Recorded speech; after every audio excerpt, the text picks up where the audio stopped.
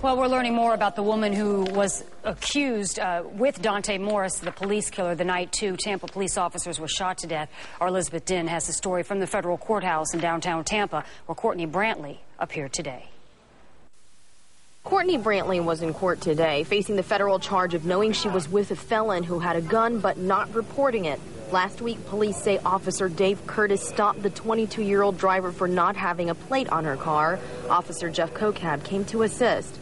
As federal documents show, at 2:21, 8 minutes after being pulled over, her passenger, DONTAE Morris, shot and killed both officers.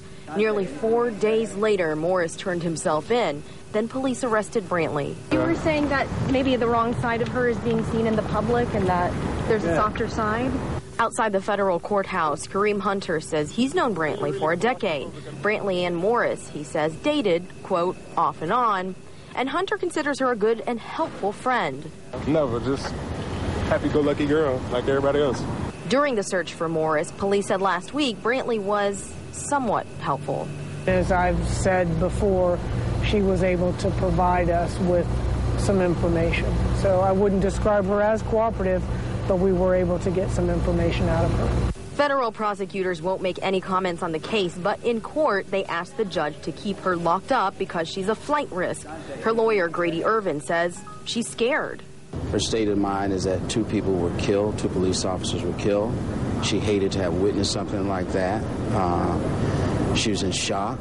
She was afraid for her life, and she remains afraid for her life. She's afraid of this person. Documents say Brantley visited Morris in prison as recently as January of this year, and she knew he had prior felony convictions.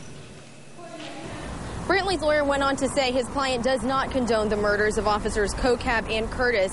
It'll be 2 more days before we find out what'll happen because her bond hearing for today has now been reset for Thursday afternoon.